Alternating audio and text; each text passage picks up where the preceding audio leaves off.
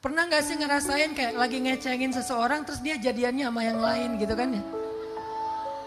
Yang lebih berat lagi apa coba? Curhatnya ke kita, jadiannya sama yang lain. Itu tuh yang paling berat tuh. Aduh, parah itu sih. Kamu ini pernah? Enggak.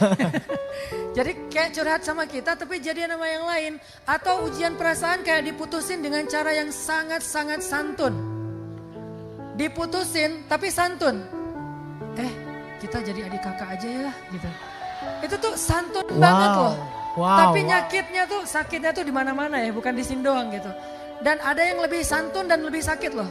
Diputusin dengan cara apa? Dia ngomongnya gini, kita jadi ibu dan anak aja ya. Itu yang paling sakit loh. Dan itu ada ayatnya di Al-Quran, surat curhat.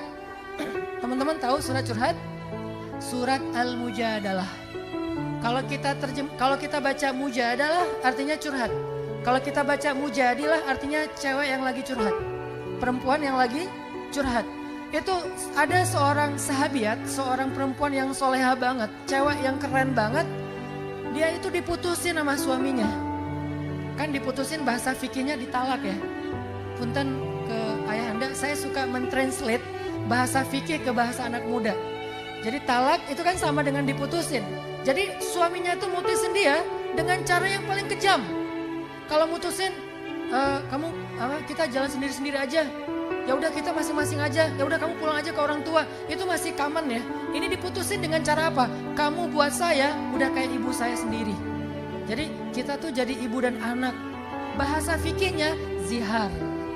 Bahasa fikihnya zihar. Tapi bahasa kitanya diputusin dengan cara santun. Tapi itu kejam banget loh.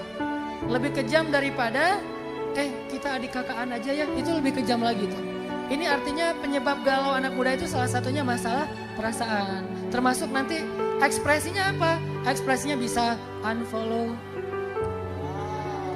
Ekspresinya apa lagi? Delcon. Kontaknya di delete tapi nomornya dihafal. Jadi masih bisa telepon gitu. Ekspresi yang lainnya apa? Kayak di blog gitu kan. Pernah di blog? Yang pernah di blog angkat tangan dulu nih.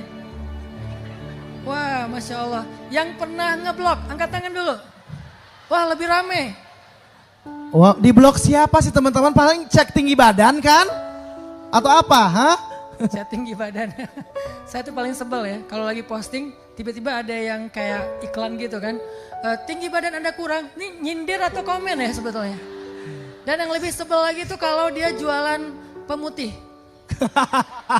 Saya habis posting gitu kan.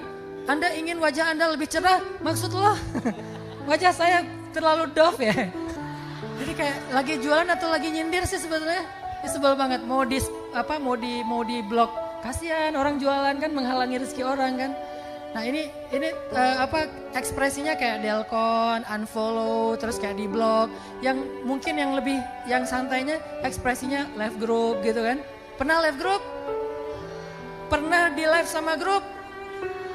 Nah ini nih lebih berat nih. Live group masih mending ya. Live udah. Di live group, grupnya sepi. Tapi tiba-tiba mereka bikin grup baru di sebelah gitu. Terus kita doang ya nggak diundang. Nah ini yang paling kejam. Saya pernah korban di live sama grup. Jadi kayak pulang umroh gitu bikin grup namanya grup soleh. Gara-gara ada yang baper mereka akhirnya bikin grup satu lagi namanya soleh 2. Terus kita doang gak diundang, yang lain semua ada, kita doang yang gak ada. Ini namanya ekspresi kebaperan. Jadi baper atau galau itu kayak masalah yang cukup serius. Walaupun mungkin gak seperti di Jepang lah kita doain. Karena anak muda Indonesia itu tangguh-tangguh kamu nih. Mentalnya tuh kuat, tapi kalau baper manusiawi. Baper tuh manusiawi. Galau manusiawi. Nabi pernah baper gak? Pernah. Baper itu ada 2 ya, ada baper yang positif, ada baper yang negatif. Kalau baper negatif tuh kayak tersinggungan, gampang bete, terus gampang kayak sakit hati sama orang gitu kan. Kalau baper yang positif, baper fisabilillah. Gimana baper fisabilillah? Baper ketika tilawah Al-Quran. La uqsimu biyaumil qiyamah, wala uqsimu bin nafsil lawamah, Umar baca ayat itu gemetar kakinya, baper, bawa perasaan. Karena dia tilawah itu pakai perasaan. Ayahsabul insanu allan najma'a 'idhamah bala qadirina 'ala an nusawwiya banana bal yuridul insanu liyafjura amamah yas'alu ayyana yaumul qiyamah. Begitu baca ayat berikutnya, fa idza bariqal basar wa khasafal qamar wa jumi'a asy-syamsu wal qamar yaqulul insanu yawma idzin ainal mafar. Manusia pada hari itu bertanya, kemana tempat berlari?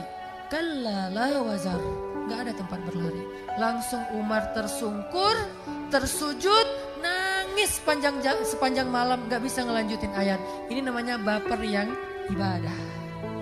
Jadi gak semua baper itu negatif. Ada orang yang bawa perasaannya pasti tilawah Al-Quran. Saya pernah tuh, suatu hari Kak Buni, teman-teman lagi nyetir sama teman saya namanya Pak Hidayat. Kenal Kak Buni pasti. Ini orang soleh banget. Dia supir angkot tapi dia soleh banget. Pernah di Arab Saudi jadi TKI, makanya dari itu dia ngerti Arab gitu, ngerti bahasa Arab. Pas saya lagi nyetir bareng sama dia yang nyetir, bukan saya yang nyetir sih, dia yang nyetir gitu ya. Terus karena kita di tol gitu boring, nggak ngapa-ngapain, dia bilang, Ustadz tilawah dong biar saya dengerin gitu. Ya udah saya tilawah. Tabarakalladzi biyadihil mulk wa huwa ala kulli syai'in qadir. Saya baru baca 2 ayat, dia sambil nyetir itu udah terisak-isak nangis loh. Ini nih namanya baper. Bapernya Allah suka banget. Bahkan orang yang baper, yang dalam makna positif, itu termasuk 1 di antara 7 golongan yang dapat naungan Allah di padang mahsyar. Yauma la dhilla illa dhilluh. Hari ketika tidak ada naungan kecuali naungan Allah. Siapa? Orang yang mengingat Allah dalam kesendirian, lalu berlinanglah air matanya karena takut kepada Allah. Ini namanya orang yang zikir tapi baper. Bahkan dapat golden ticket, dapat tiket gratis untuk bisa menikmati AC di padang mahsyar yang gak ada ruangan ber-AC kecuali dengan naungan Allah Subhanahu wa taala. Ini baper nih. Jadi saya baru baca 2 ayat, Pak Hidayat ini udah nangis. Masya Allah, akhirnya saya yang baca aja malu gitu ya. Kok yang baca gak nangis, yang dengerin nangis. Ini baper. Terus ada lagi, saya lagi ngimamin sholat tarawih apa 10 malam terakhir kayak qiyam gitu kan. Biasa kita di Pemuda Hijrah Bandung tuh, Ayahanda dan teman-teman, kita 10 malam terakhir itu bikin itikaf anak muda di masjid markasnya Pemuda Hijrah.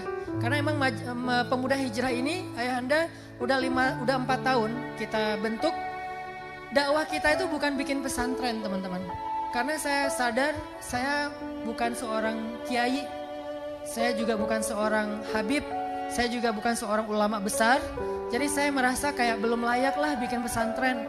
Kita nggak bikin pesantren. Lagi pula kalau mau mengedukasi anak muda se-Indonesia yang jumlahnya lebih banyak daripada 100 juta.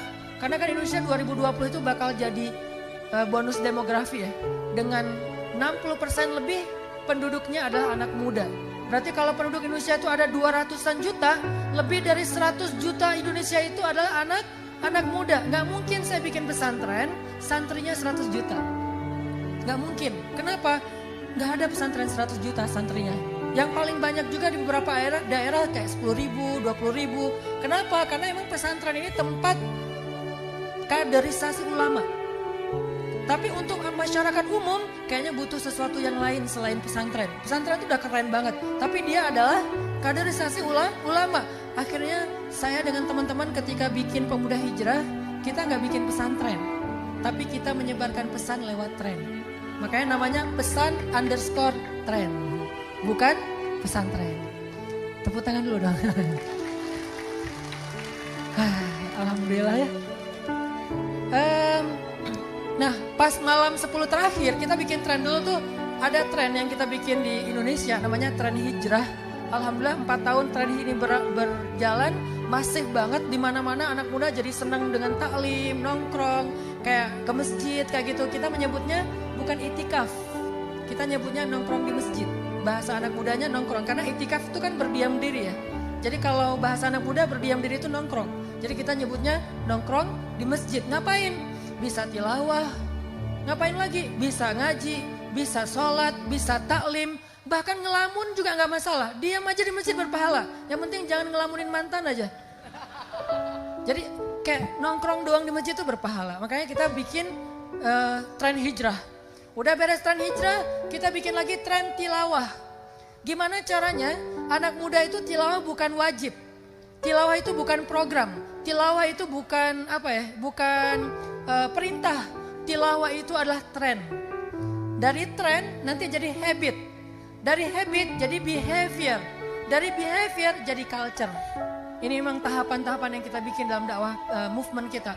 Akhirnya kita munculkan brand ambassador pertama kita, kader pertama pemuda hijrah untuk jadi brand ambassador tilawah itu Muzammil dulu. Pasti kenal ya.